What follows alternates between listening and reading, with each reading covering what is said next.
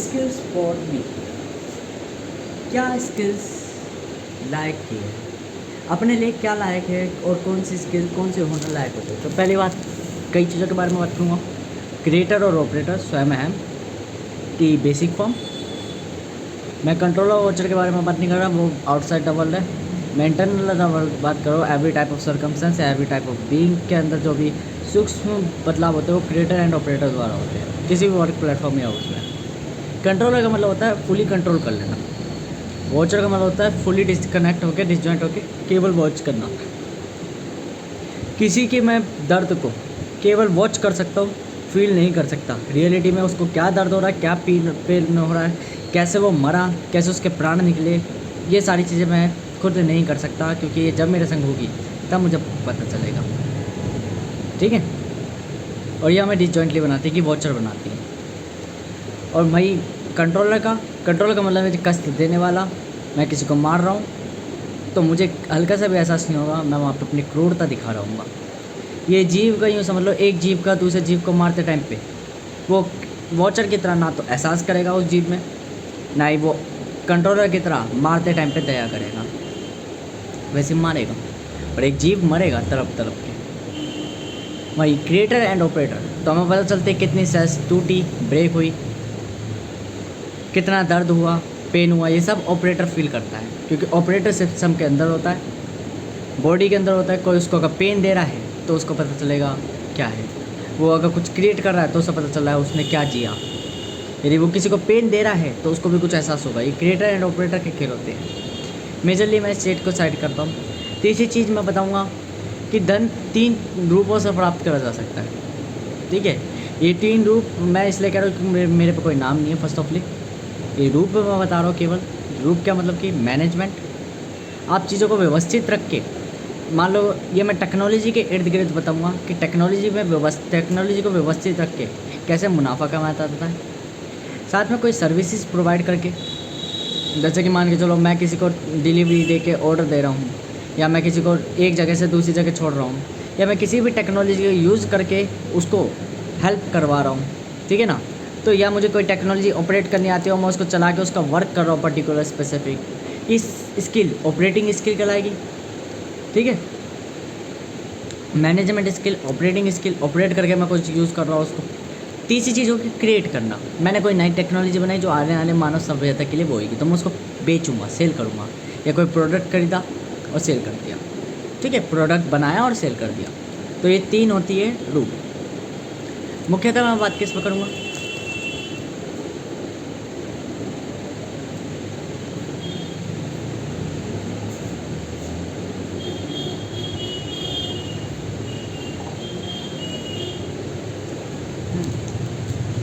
मुख्यतः मैं बात करूँगा कि सबसे पहले निपटाते क्रिएटर एंड ऑपरेटर को। ठीक है। सबसे पहले निपटाते क्रिएटर एंड ऑपरेटर को। क्रिएटर का काम है रचना, चीज़ों को बनाना, निर्माण करना, जो अब तक नहीं था उस चीज़ को दिखाना। ठीक है।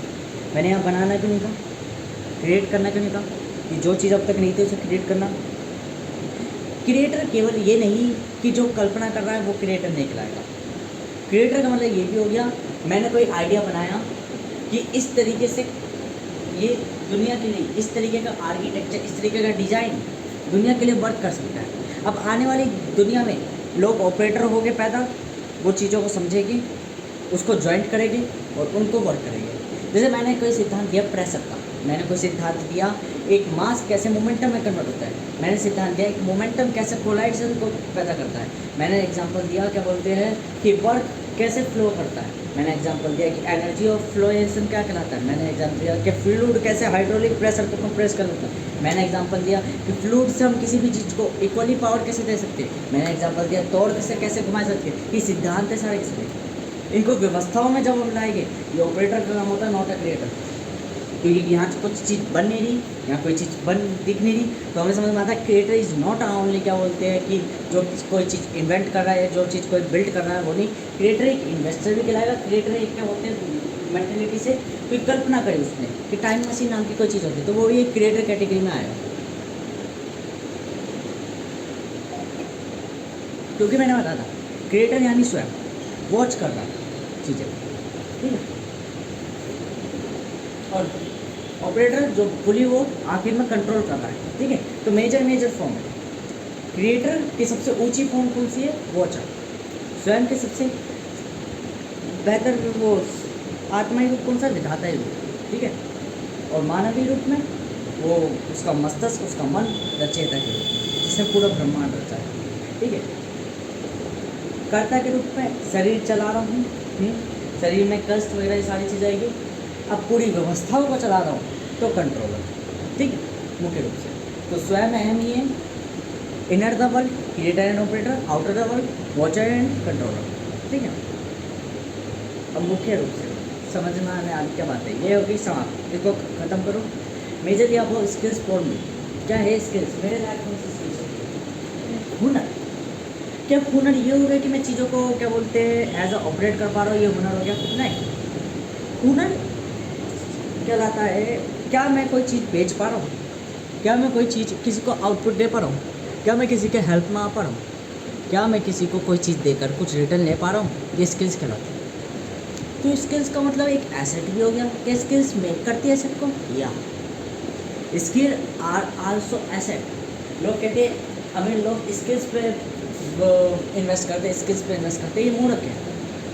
क्योंकि इनका कहना यह है कि स्किल्स का मतलब ये हुनर पे वो करते हैं, ये सीखते हैं। मैं कहता हूँ सीखना पसंद है, सीखना बढ़िया है। सीखते हैं, एसेट्स पे इन्वेस्ट करते हैं, पर चेंज ऑलवेज ग्रोथ को मैटर नहीं करता। एक एक्सट्रीम रिच पर्सन जानता है चेंज इज, आज मैं ऊपर हूँ तो कल नीचे हूँगा।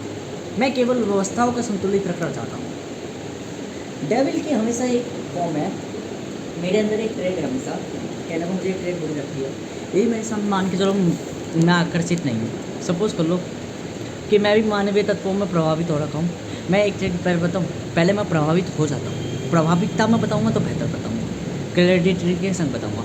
अगर मैं बार बार बीच में टोकूँगा कि देखो मैं मानवीय तत्वों में प्रभावित हो गया, तो मैं अपनी वोचर वाली फॉर्म में ना फिर टेंशन में होकर मैं चीज़ें सही नहीं बता पाऊँगा।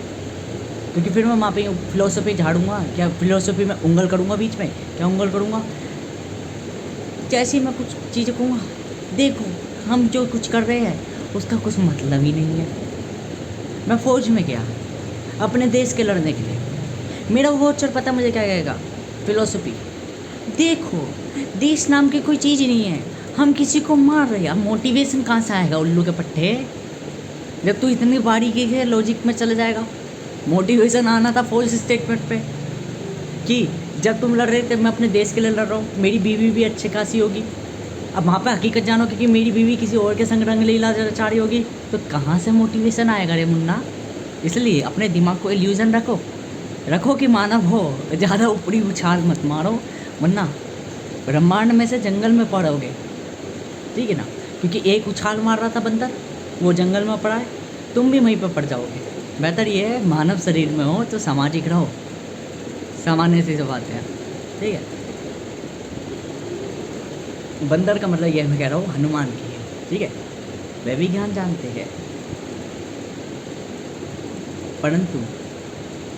परंतु कौन सा ज्ञान जानते हैं? उछाल मारने वाला, यही जो मैं जानता हूँ विधाता ही रूप में, ठीक। कुछ भी है, कुछ एग्जिस्ट करता ही नहीं है रियलिटी में, ठीक है। इसलिए समय समय पे गुरु रूप में मैं ही कहलाता हूँ, गुरु। और जब मैं आता हूँ तब तक वायु के रूप में कोई गाना सुनने आता जरूर है, मुख्य रूप से, ठीक है। तो बताना क्या है? देखो मेजॉरिटी ऑफ टाइम ये बताना है स्किल्स के बाद, हुनर की बात। स्किल्स है क्या? स्किल्स मतलब कि एसेट्स। आज मैं कोई चीज़ सीख रहा हूँ, आज मैं कोई चीज़ इन्वेस्ट कर रहा हूँ, तो इन्वेस्टमेंट तीन तरीके की लाइक एक बिजनेस में। रिस्क लेना भी अपने आप में एक इन्वेस्टमेंट है, रिस्क लेना भी अपने आप में एक इन्वेस्टमेंट है, क्योंकि इसमें आप अपना फ्रीडम छोड़ रहे हो। जब भी आप कहीं फ्रीडम छोड़ते हो तो अपना एक सबसे बड़ा अहम पार्ट आप अपनी लाइफ का दे रहे होते हो, ये रिस्क है। रिस्क और कुछ नहीं कहलाता, अपनी लाइफ का कोई पार्ट देना ही सबसे बड़ा रिस्क कहलाता है। अपनी ज़िंदगी का कोई सबसे बड़ा कदम लेना ही रिस्क कहलाता है, मुख्य रूप से। पैसा, संसाधन जो आपके पास है वो देना, वो लगाना, है एक बिजनेस के लिए, एक धंधे के लिए या एक एसेट्स के लिए बहुत महत्वपूर्ण होता है। तीसरी चीज़ समय देना। समय का मतलब ये नहीं है कि आप उसमें टाइम दे रहे हो, समय का मतलब है उसमें वर्क करना, उसमें मेहनत करना, उसमें संघर्ष करना, उसको प्रतिदिन प्रयत्न करना। ये प्रयास ही आपको डेवलप करता है। तीनों एसेट्स है, तीनों स्किल्स मेक करते हैं। समय अगर किसी जगह पे लगाओगे, रिस्क दोगे, अपनी फ्रीडम दोगे वहाँ पे हैं, और तीसरी चीज़ उसमें पैसा लगाओगे, पैसा खर्च करोगे। फ्री की चीज़ पे कदाचित मत रहो। एक बालक जब बालक होता है तो वो फ्री की चीज़ों में लालची करता है। समय के संग उसे अकल आ जाती है कि फ्री की चीज़ सबसे ज़्यादा दर्दनाक होती है और सबसे ज़्यादा नुकसान करती है। तो वो हर एक चीज़ की कीमत तय करने लग जाता है, और कीमत ही फिर पता चलता है कि कीमत रिटर्न देती है। ये एक उदाहरण था कि एक जो गरीब मानसिकता का होता है वो क्या करता है, फ्री की चीज़ों पे ज़्यादा लटकता है, क्योंकि वो बालक होता है। पर बालकपन एक हद तक होता है, समय के बाद सीखना पड़ता है। यदि आप सीखोगे नहीं तो फिर आप पिछड़े रह जाओगे। माँ पीढ़ियों कहा जाता है कि देखो तुम पुअर हो, माँ गरीब हो, कि आप अब भी नहीं सीख पाए। 10 बार आपके सामने से गलती गुजर चुकी है, आप अब भी नहीं सीख पाए, तो उसमें घबराना नहीं है। सामने वाला इसलिए कह रहा है ताकि आपका मनोबल कर सके, आपको थोड़ा सा गुस्सा दिला सके और आपको थोड़ा नीचा दिखा के अपने अंदर भी अभिमान जगा सके। परंतु आपको उसको गलत नहीं कहना है, आपको कहना है ठीक है, 11वीं बार आएगी, 12वीं बार आएगी, मैं छोड़ूंगा नहीं अब क्या मैं सीख के दिखाऊंगा। बस ये ठान लेना है, यही दृढ़ संकल्प कहलाता है। पर अगर आप कोशिश भी नहीं करो, आपको कुछ फ़र्क पल्ले ही नहीं पड़ता, तो आप मेरी तरफ मादत छोड़ो। तो इसमें कुछ बुरा नहीं मानना, आप इस धरती के लिए बने ही नहीं। आप यहाँ से पलायन और मृत्यु की इच्छा रखो, और यदि ये इच्छा नहीं रखते तो सामान्य से बात है, या तो आप बदल लो या अपने आप को बदल लो, और अपने आप को बदलने का अर्थ ये मृत्यु। साधारण से बात, क्योंकि मेरे अंदर बस एक ही कर्म है कि मानता तो मैं भी नहीं हूँ, पर मैं कोई और फालतू इच्छा नहीं रखता, मैं केवल मृत्यु की रखता हूँ। ये अंतर है, सामान्य चीज़ नहीं रखता। तो हुनर जो होते हैं, स्किल्स जो होती है, वो एक तरह का एसेट होता है। हम कहीं भी इन्वेस्ट कर रहे होते हैं तो हम अपना फ्रीडम छोड़ रहे होते हैं, वहाँ पे हम संसाधन अपना जो भी हमारे पास है, पैसा है, वो लगा रहे होते हैं। साथ में हम समय लगा रहे होते हैं, मतलब वर्क कर रहे होते हैं, कोई भी एफर्ट डाल रहे होते हैं, और किसी भी टाइप का सिचुएशन को फेस कर रहे होते हैं, अपने आप को डेवलप कर रहे होते हैं। समय यही कहलाता है। समय एक बॉक्स है जिसके अंदर आपके एफर्ट्स, आपका वर्क, आपकी कंसिस्टेंसी, और क्या बोलते हैं, आपका जो भी कर्म है, जो भी आप करते हो, ये सारा एक बॉक्स के अंदर आता है, या आपकी लाइफ के एक पार्ट के अंदर आता है। इसको कहते हैं टाइम। टाइम ऐसा नहीं है रियल मीनिंग में। अब मैं थोड़ा प्रभावित हो, बिना प्रभावित से थोड़ा बोलता हूँ फिलोसॉफी में, क्योंकि मुझे आदत पड़ गई है। कहते हैं ना, कूद के पाँव को क्या पाले, मतलब कि कूद के पाँव पालने में पता चल जाते हैं। तो वो वाली आदत पड़ चुकी है मुझे।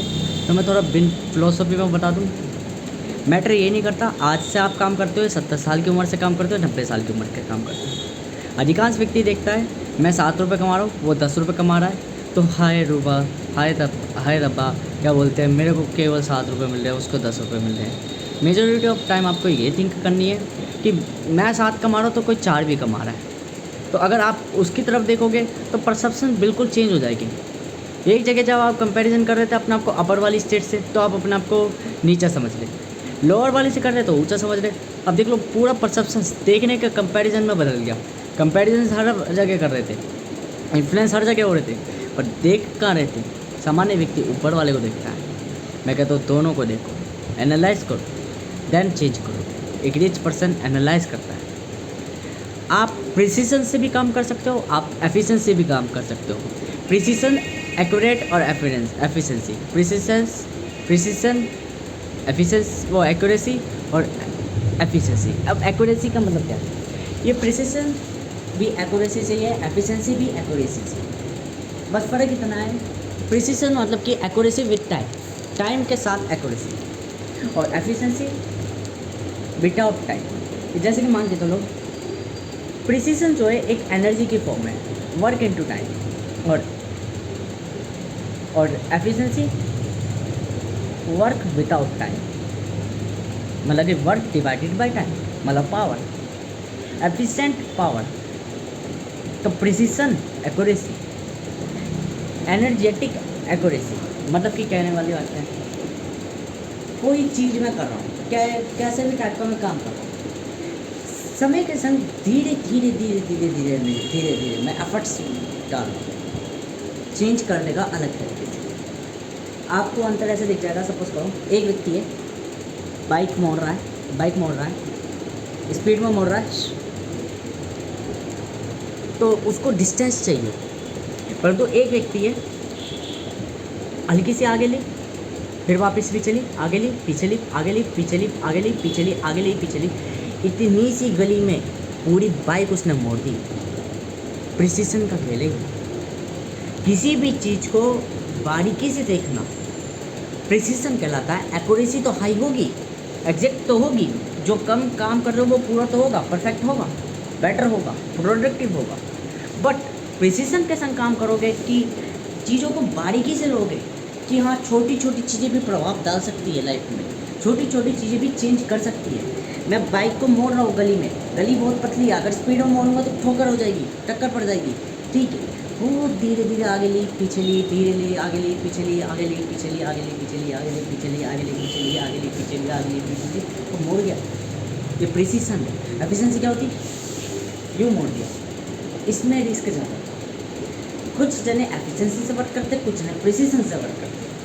टू टाइप्स ऑफ स्किल्स कहलाती है, प्रिसीशन स्किल कहलाती है और एफिशिएंट स्किल्स कहलाती है। एफिशिएंट स्किल मतलब गति में काम करना, एफिशिएंट काम करना, प्रोडक्टिव काम करना, परफेक्ट काम करना, ये क्या है, सब एम्प्लॉय कैटेगरी। प्रिसीशन ऑफ काम होगा, मज़ा आ रहा है काम में, मज़ा आ रहा है, ठीक है ना, मैं लाइफ को जी रहा हूँ, लाइफ में मीनिंग ढूंढ रहा हूँ, ये काम कर रहा है, वर्क कर रहा है, पर अपने ड्रीम पे काम कर रहा है, ये प्रिसीशन कहलाती है। अब लाइफ का मुझे बताओ क्या लेना पसंद करोगे, प्रिसीशन या एफिशिएंसी? सामान्य बातें सुनने के बाद प्रिसीशन कहेगा, पर करेगा क्या, एफिशिएंसी का। और जो व्यक्ति मान लो एफिशिएंट कहेगा भी, तो समझ लो कि वो व्यक्ति समझता है कि मैटर ये नहीं करता, आप प्रिसीशन चुनो, एफिशिएंसी चुनो, मैटर ये करता है मेरे लिए क्या बेटर है, मेरे लिए क्या बेटर है, क्या मैं कोई काम परफेक्ट कराने वाला व्यक्ति हूँ या कोई काम प्रिसीशन के संग काम करने वाला व्यक्ति हूँ, मतलब कि वो प्रिसीशन मतलब कि बारीकी से काम करने वाला व्यक्ति, क्या मैं समय धीरे धीरे काम करने वाला व्यक्ति हूँ, मैं मतलब मज़े के साथ काम करने वाला व्यक्ति हूँ, तो ये समझ जाएगा। जरूरी दोनों ही अपनी अपनी जगह पे जरूरी है। एक व्यक्ति होता है प्रोडक्टिव, बिल्कुल मार्केट में माल लाना है, फटाफट लाना है, फटाफट लाना है, बेटर टू बेटर क्वालिटी लानी, ये सब एफिशिएंट पर्सन। प्रिसीशन पर्सन ये हो गया, मार्केट में लाएगा बेके के समय पर क्वालिटी ए बंदा लेगा। एफिशिएंट में हो गया, एक प्रोडक्ट लाया, 10 कॉपीज डाल दी, 20 कॉपीज डाल दी, 25 कॉपीज डाल दी, बल्क्स में वीडियोस को डालना, बल्क्स में सामान डालना, बल्क्स में कमाई करना, प्रॉफिट बाय क्वांटिटी और एक प्रॉफिट बाय क्वालिटी। प्रिसीजन का मतलब है समय लूँगा, रेट भी कम दूंगा, परंतु काम दूंगा बढ़िया एक नंबर का, धीरे धीरे धीरे धीरे धीरे धीरे। क्यों, वो आपसे फेवर नहीं लेगा, उसको फेवर कहाँ मिल रहा है, अदृश्य रूप में, अर्थात व्यवहारिक रूप में चैन मिल रहा है कि मैं समाज के लिए कुछ काम कर रहा हूँ, पर रियलिटी में क्या है, इल्यूजन, फिलोसफी रूप में इल्यूजन है। आप तो सोचो कि मैं समाज के लिए काम कर रहा हूँ, मैं एक अन्य व्यक्ति के काम आ पाए तो ऊपर वाला खुश हो रहा होगा, नहीं मैटर करता। कोई थर्ड पर्सन है जिसको कुछ नहीं दिख रहा, वो भी आप क्या सोचेगा, आपने किसके संग भला करा। मान के चलो, ये मैं एग्जाम्पल साधारण सा बता देता हूँ, समझने वाले समझ जाएगा, ना समझने वाले ना समझ जाएगा, वो उनकी ज़िंदगी है, वो अपने आप समझेगी अलग तरीके से। नहीं खुजली इस चक्कर में करना सर,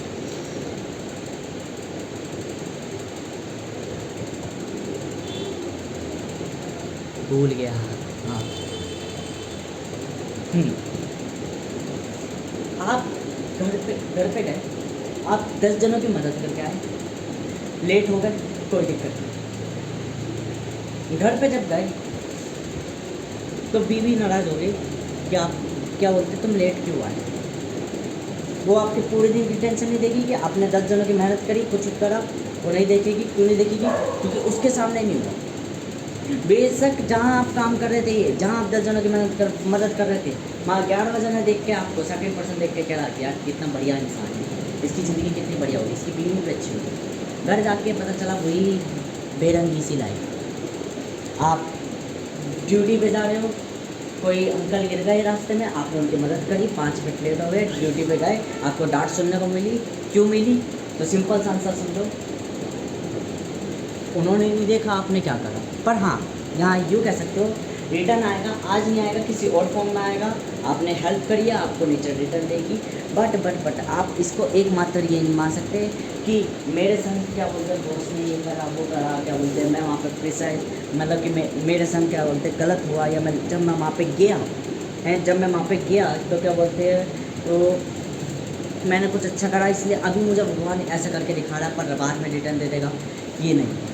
वो ताल्लुक़ बस वहीं तक का था कि आप वहाँ पे गए, वो व्यक्ति एक अनजान था, जो व्यक्ति वो जानता कि वो जानता नहीं था कि आप क्या करके आए हो, उसने आपको गलत समझा था। और रियलिटी में यही था मीनिंग, रियलिटी में मीनिंग यही था कि उस व्यक्ति ने आपको गलत समझा। मान के चलो कोई व्यक्ति है वो यूँ सोचे उसकी बीवी ने पीछे से रंगलीला रचा दी है, पीछे से रंगलीला रचा दी, तो वो कि जब उसने पकड़ ली वो कर ली, तो वो भगवान से कहेगा भगवान इसने मुझे धोखा दिया, इसने वो दिया है, तो बोलते हैं और इसके संग भी ऐसे ही होगा। नहीं होगा, क्यों नहीं होगा? होगा, पर होगा ही होगा, ये महत्वपूर्ण नहीं रखता, क्योंकि लाइफ के बतेरे सर्कमस्टेंस होते हैं कि वो आपके अनुसार नहीं चलती। अगर आप सोचो कि मैं किसी के संग अच्छा कर रहा हूँ तो वो हर चीज़ मेरे संग अच्छी ही होगी, ऐसा नहीं है। क्योंकि जहाँ आप अच्छा सोच रहे हो कि मुझे वहाँ से अच्छा मिलेगा, मैंने यहाँ अच्छा करा है और मुझे अच्छा वहाँ से मिलेगा, जरूर नहीं, सर्कमस्टेंस बतेरे हैं, किसी और जगह से मिल जाए और वहाँ से अच्छा कभी मिले ही ना, जहाँ से उपेक्षा कर रखी है। सपोज करो आप यूँ सोचो मैं एक परफेक्ट इंजन बना रहा हूँ, परफेक्ट इंजीनियरिंग कर रहा हूँ, एक क्या बोलते हैं बिटेंट का कॉन्सेप्ट बना रहा हूँ। अब मैं बिटेंट का कॉन्सेप्ट बनाने के लिए मैं कह रहा हूँ नेचर मुझे नॉलेज देगा, नेचर मुझे वो देगा सब कुछ, नेचर मुझे टूल्स देगा, नेचर मुझे रिसोर्स देगा। अगर मैं 10 जनों की हेल्प करके आऊँ, सब मैंने अपनी काल्पनिकता पा ली है, गया मैं रास्ते में किसी की मुसीबत हुई मैंने करा, अब मैं इतना अच्छा भला काम करके आ गया, और अब भी मेरी मशीन केवल इस बंदोते पर बन रही है कि मुझे अच्छे से खुशी, डोपामाइन मेरे अंदर एक्साइट हो रहा है, मेरे अंदर एक सेरोटोनिन नाम का हार्मोन हो रहा है कि मैंने एक अच्छा करा, गुडविल हुआ मेरे अंदर, और मैंने उस मशीन को अच्छे से प्रॉपरली कामली माना। और हकीकत में कामनेस कोई मैटर नहीं करती थी, आई उस तरीके से थी कि मुझे खुशी हुई, परंतु अच्छा करना कोई महत्व नहीं रखता था। वो इंजन को बनाना, वो इंजन अपने आप में अलग लगता, वो अच्छा करना अपने आप में एक अलग सर्कमस्टेंस था, दोनों ही मेरी ड्यूटी बनती थी, पर दोनों ड्यूटीज आपस में इंटरकनेक्टेड थी। हाँ ये था, इस ड्यूटी ने इधर पुश करा, इस पुश ने इधर, जैसे मान लो एक डोमिनो इफेक्ट ने एक डोमिनो गिराया तो अनदर गिरा, अनदर गिरा, अनदर गिरा, अनदर गिरा, तो हम यूँ नहीं कह सकते कि जो 5वां डोमिनो गिरा वो पहले वाले के कारण गिरा, नहीं। यहाँ 2 स्टेटमेंट बन जाएगी कि पहले वाले ने दूसरे को गिराया, दूसरे वाले ने तीसरे, तीसरे वाले ने चौथे, चौथे वाले ने 5वें को गिराया, तो फर्स्ट तो स्टेटमेंट ही होगी, और एक स्टेटमेंट होगी पहले वाले के कारण ही ये चैन चली, ये प्रक्रिया चली, जिसके कारण 5वें वाले में प्रभाव पड़ा। तो यहाँ समझ में आना चाहिए कि पहले वाले ने 5वें को नहीं गिराया। यहाँ थोड़ी सी स्टेटमेंट तो सही है पर इल्यूज है, थोड़ी गलत है कि 5वें, क्योंकि अगर मान के चलो बीच के 4 अगर होते ही नहीं तो पहले वाला कभी 5वें को गिरा ही नहीं पाता। यहाँ हमें समझ में आती है कि पूरी प्रक्रिया, पूरी प्रणाली की शुरुआत एक ने करी और उसको चलाने में पूरे समाज का योगदान था। तो ये चीज़ें समझ में आती है। ऐसी रिटर्न ऑब्जेक्ट्स आते हैं कि कभी भी यूँ ना समझो एक्यूरेट टाइम तक कि यही चीज़ की, ये मत समझो कि कभी भी कि मैं किसी के संग अच्छा कर रहा हूँ तो मेरे संग भी अच्छा ही होगा। मैं अगर फौज में लड़ रहा हूँ, ऊपर वाले के लिए कोई मैटर नहीं करता, गेम देख रहा है, वो सिर्फ देख रहा है, वो चल देख रहा है, ये व्यक्ति देश के लड़ रहा है, इसका देश है, मेरा कुछ नहीं है, मेरी तो धरती है बनाई हुई है।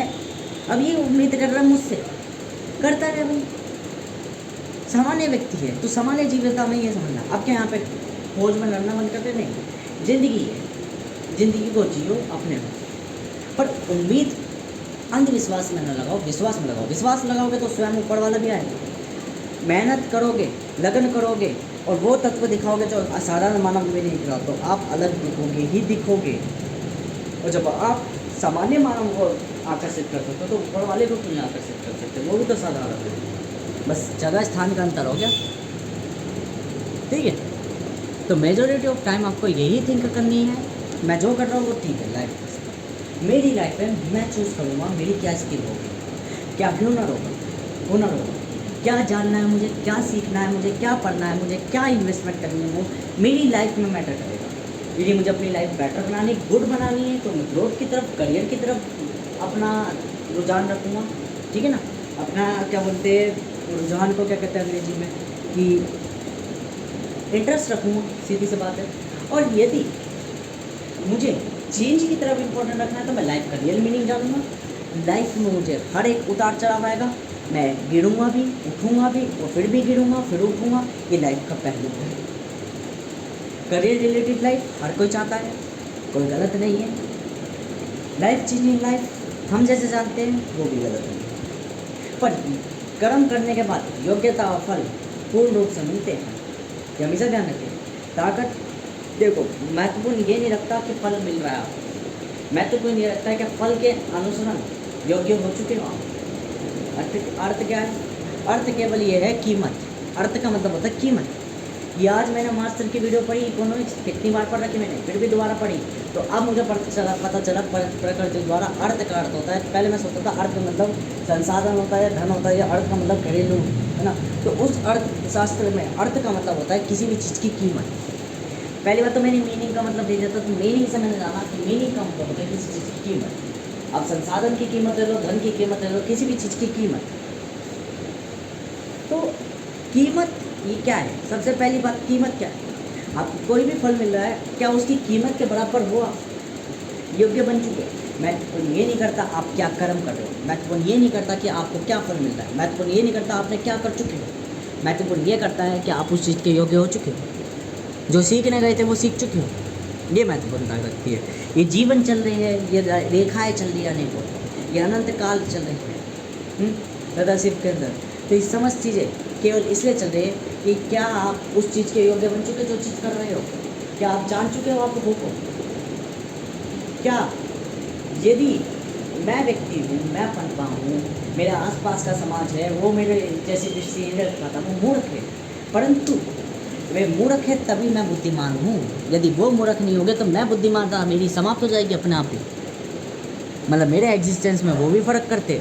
जैसे कि वो पहले के कारण पांचवें में प्रभाव हुआ, और पहले के लिए वो चार जो बीच के थे, जो किसी काम के नहीं थे, वो भी काम करते हैं, वो भी उतना ही सहयोग देते हैं जितना पहले वाले ने सहयोग किया। और पहले वाले ने स्टार्टिंग करी, बाकी लोग पीछे चलते गए। This is the domino effect. तो मीनिंग, कीमत, योग्यता महत्वपूर्ण रखती है। महत्वपूर्ण ये नहीं रखता आपको क्या फल मिला, फल के लिए तो आपने कर्म करा, इच्छाओं में तो आप धरती पर आए और आपने धरती पर कर्म करे, कुछ ना कुछ करा, कुछ ना कुछ इल्यूजन हुए, परंतु आप उस इल्यूजन्स में क्या ट्रू रियलिटी जान पाए, ये महत्वपूर्ण लगता है। क्या आप जान पाए कि आप को कौन, क्या आप जान पाए कि रियल मीनिंग होता है क्या? क्योंकि लाइफ और गेम एक खेल है, एक इल्यूजन है। क्या उस इल्यूजन को आप समझ पाए कि ये गेम का एकमात्र? महत्वपूर्ण ये करता है जब आप एक गेम में जाते हो, खेलने जाते हो, समय के संग धीरे धीरे इन्फ्लुएंस होते हो, आप इसमें सोच रहे होते हो गेम में ही मेरा जीवन है, आप उसमें इच्छाएं प्रकट करते हो, आप उसमें कई चीज़ें ज्ञान सीखते हो, महत्वपूर्ण चीज़ें सीखते हो।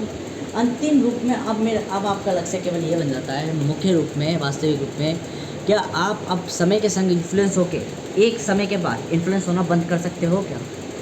अधिकांश व्यक्ति नहीं करते। एक व्यक्ति बच्चा पैदा करता है, बच्चा पैदा करने के बाद उसके पोते, उसके पड़पोते, उसका कभी अंत नहीं है। पर मैं यूँ कहना चाहता हूँ कि आप एक समय के बाद यूँ समझ सकते हो कि मेरा बच्चा 20 साल का हो गया और ये मेरा बच्चे नाम तो कोई चीज़ ही नहीं होती, कोई संबंध नहीं रखता, ये एक मानव ही है। इतनी दृष्टि रख सकते हो?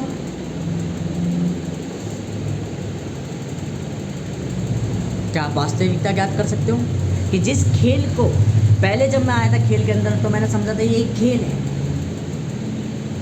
और जब मैं समय के संग इसमें प्रभावित हुआ, फ्लो हुआ, क्या फ्लूइड की तरह बहा, तो मैं इस खेल को अपनी ज़िंदगी समझने लग गया। मैंने इसमें ज्ञान सीखा, मैंने इसमें सब चीज़ें प्राप्त करी, इच्छाएं प्रकट करी, संपूर्ण जीवन जिया। अब क्या मैं इतना रियलाइज़ कर सकता हूँ कि ये एकमात्र खेल है? क्या मैं वापस अपनी बालक वाली फॉर्म को ले सकता हूँ? यदि हाँ, तो मैं आई एम द कंट्रोलर, मैं जान चुका हूँ कि मैं हूँ कौन। क्योंकि मेरी पहचान वो खेल नहीं था, मेरी पहचान मैं था जो शुरुआत में आया था इस खेल में, परंतु मैं भूल गया था, मैं बह गया था, और बहते बहते मैं अपनी आइडेंटिटी, मैं अपनी सॉलिड फॉर्म भूल गया कि आई एम द एलिमेंट। बस यही पहचानना होता है लाइफ में।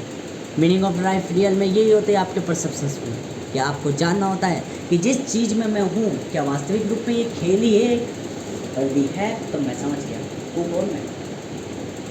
ये होती है स्किल्स, हुनर, योग्यता पनपती है समय के साथ, कि मैं I am the rich category, but मैं रिच लायक था नहीं, अब हूँ। पहले मैं सोचता था कि सब कुछ मुझे उस समय क्यों प्राप्त नहीं हुआ, आज मैं सोचता हूँ सही था उस समय प्राप्त नहीं हुआ, क्योंकि उस समय वो सही समय नहीं था, क्योंकि मैं उसके योग्य नहीं था। आज मैं योग्य हूँ तो मेरे पास ये सब कुछ है। तो फल महत्व रखता है एक सामान्य जीव पर एक दीर्घकालिक पर्सन क्या महत्व रखता है, क्या पाया मैंने, क्या योग्यता मिली, क्या स्किल मिली, क्या हुनर सीखा, क्या ज्ञान जाना। क्योंकि bright money is bright, common money is common. Every time ये दोनों बैलेंस रहना चाहिए। मैं यूँ नहीं कहता ब्राइट ऑलवेज पाओ तो दुखी रहोगे ज़िंदगी भर, कॉमन ऑलवेज पाओ तो असलियत से भूल जाओगे, ज़िंदगी भर सुख रहने से बोरियत होने लग जाएगी, डिप्रेशन होने लग जाएगा, लाइफ का मीनिंग खत्म हो जाएगा। और यदि दोनों का बैलेंस बना के चला तो ज़िंदगी का यही मतलब है कि उतार चढ़ाव आएंगे, सुख भी चाहिए, दुख भी चाहिए, रात भी चाहिए, दिन भी चाहिए, हर एक चीज़ जो चल रही है वही चाहिए, यही महत्वपूर्ण लगता है। अगर पूरी ज़िंदगी रात ही रहती तो दिन की कभी मैं कल्पना ही नहीं करता, तो दिन भी चाहिए ही नहीं तब, पर अगर है तो चाहिए।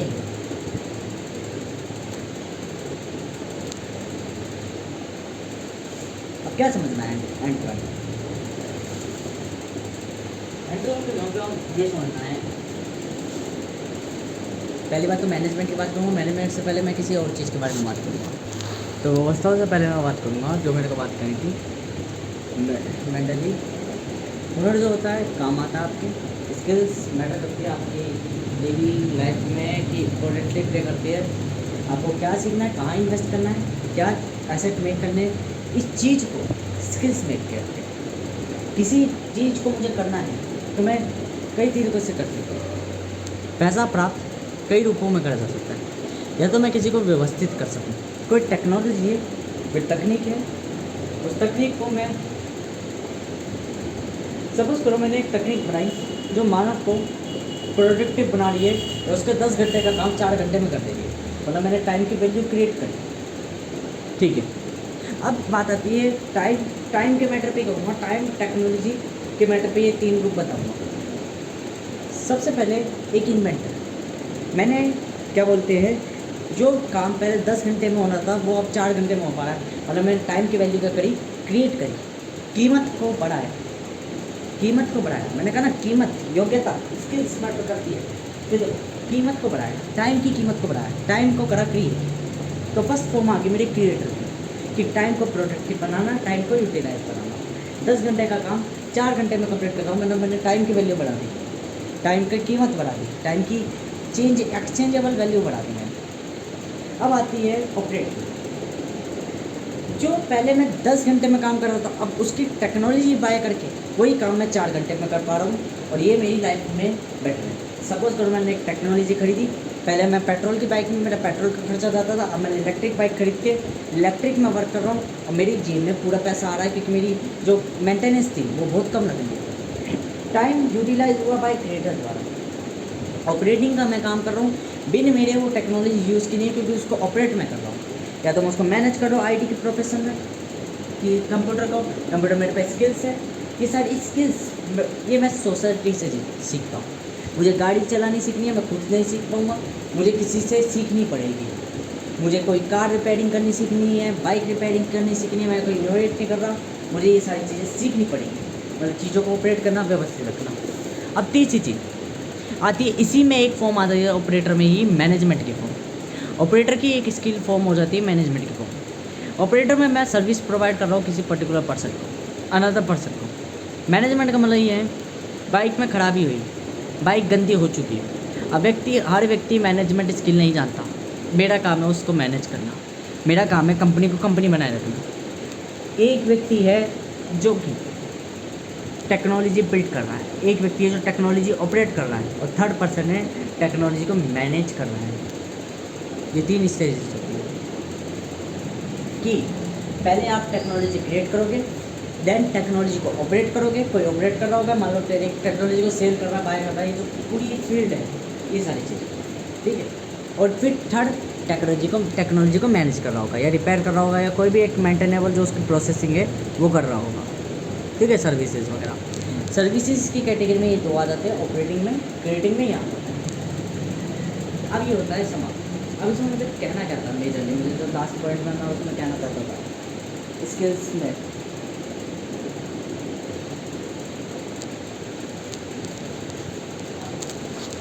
तो एक अमीर व्यक्ति को समय के संग अकल आती है कि वो फ्री की चीज़ों को छोड़ देता है और हर एक चीज़ की कीमत रखने लग जाता है। कीमत यानी वैल्यू। एक अमीर व्यक्ति टाइम को इन्वेस्ट करता है, टाइम को कभी वेस्ट नहीं करता, बिकॉज टाइम इज़ मनी। मुहावरा इन्फ्लुएंसेबल है पर रियलिटी में वर्क करता है, पर इसका रियल मीनिंग ये नहीं है। रियल मीनिंग क्या है? Time is not a money, time is not for use for your life, time is not exist for your life, time does not important for your life. फिर what is time? जब भी मैं कोई चीज़ start कर रहा हूँ, अब वो उम्र हो बेशक 70 साल की, वो उम्र हो 90 साल की, जब भी मैं रियलाइज़ कर रहा हूँ, देन मैं वर्क करना स्टार्ट कर रहा हूँ, then my starting my time. मेरा टाइम मेरे परसेप्शन से तय करेगा कि मैं कौन सा बॉक्स चुनूँ और कब चुनूँ, कहाँ चुनूँ, कैसा बॉक्स, क्यों, कौन सा है, वो सब मेरे परसेप्शन पे तय है, ना कि दुनिया के। दुनिया कहती है टाइम अपना वेस्ट कर रहे हो तुम। आज तुम्हारी 19 वर्ष की आ गई, 20 साल की आयु आ गई, 25 साल की, 40 साल की होगी, अब तक तुमने कुछ नहीं उखाड़ पाया, कोई दिक्कत नहीं। क्या 41वां साल भी ऐसे जाएगा?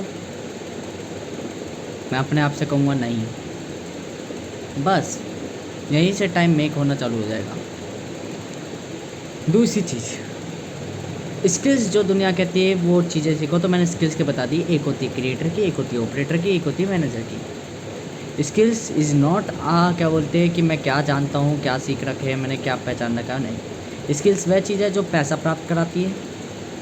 हुनर समय के संग आ जाता है, फील्ड में रह के आ जाता है, काम रह के आ जाता है, मैच्योरेशन के संग आ जाता है धीरे धीरे।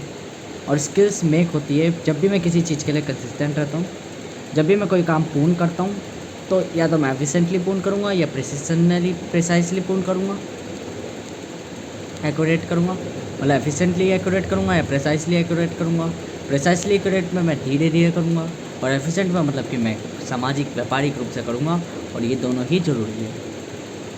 अलग अलग स्टेट है, दोनों एक संग नहीं करे जाते। मैं यहाँ पे ये बता दूँ, जैसे बहुत इज़ इम्पोर्टेंट, कुछ चीज़ें ऐसी होती है जो बहुत इज़ नॉट इम्पोर्टेंट पे ही प्ले रोल होती है। मतलब एक व्यक्ति इस तरीके का होता है एफिशिएंट, एक व्यक्ति वो, क्योंकि ये दोनों आपस में अपोजिट है, कोई एक नहीं है ये। एक व्यक्ति जो समय के संग धीरे धीरे काम कर रहा है, एक व्यक्ति जो समय को जल्दी प्रोडक्टिव बना रहा है, तो दोनों अलग है, दोनों एक संग नहीं मिल सकते। तो दोनों डिसजॉइंट सेट है, इंटरसेक्टेड सेट्स है, एक दूसरे में कोई कॉमन टाइम में नहीं है, पहली बात तो, ठीक है। डिसजॉइंट सेट है दोनों के दोनों सेट्स ऑफ माइंडसेट में आप ये समझो वर्क करना कैसे है। वर्क एक स्किल है जो कि एक्यूरेसी लाती है समय के साथ, स्किल जो कि हम प्राप्त करते हैं, एक स्किल एक एसेट्स है जो कि हम मेक करते हैं, और स्किल्स में हम फ़ायदा उठाते हैं, स्किल से बेनिफिट उठाते हैं। Skill is important for your life, but skills का मीनिंग नेचर में मत देखो कि आपको स्किल सीखनी जरूरी है, आपको कुछ आना ही ज़रूरी है। क्योंकि ऑपरेटिंग में आप डिलीवरी कर रहे हो, आपको कुछ नहीं आता, सामान्य सी बात है। बाइक चलानी आती है, बस उससे कर रहे हो, या आपको कुछ नहीं आता तो आप काम सीख जाओगे, आप ह्यूमन हो। या कुछ नहीं आता तो एक जानवर के पास भी एक स्किल होती है कि वो सामान ढोना जानता है। तो स्किल तो ये मुहावरा है कि हुनर होना चाहिए, हुनर के बिना कुछ नहीं होता। वरना एक गधे के पास भी स्किल है कि वो सामान ढो के वर्क करता है। गधे से मैं किसी व्यक्ति को वो नहीं कर रहा हूँ, ना ही मैं किसी गधे नाम के जानवर को मैं अपमानित कर रहा हूँ, मैं उसका कार्य बता रहा हूँ। सांड का भी एक काम है कि वो खेत जोतता है, तो उसके पास वो भी हुनर है, ठीक है। पर अगर मैं मानवीय तत्वों में प्रभावित होकर कहूँ तो क्या आप सांड हो, क्या आप एक गाय हो, क्या आप एक गधे हो, क्या आप एक शेर हो, कि आपके पास क्या हुनर है शिकार करने का? नहीं, आप मानव हो, आपके पास बतेरे हुनर है, आप शिकारी भी बन सकते हो, तो आप खेत जोतने वाला किसान भी बन सकते हो। आप माल ढोने वाला मजदूर भी बन सकते हो और एक व्यक्ति बन सकते हो। ये महत्वपूर्ण तरक्की है। और मैं देख कहूँगा वही बनो, दो ही तरीके, दो रूपों में, या तो समाज को अपने अनुसार बना लो या समाज के अनुसार बन जाओ, ज़्यादा सुखी रहोगे। स्किल्स क्रिएटर एंड ऑपरेटर की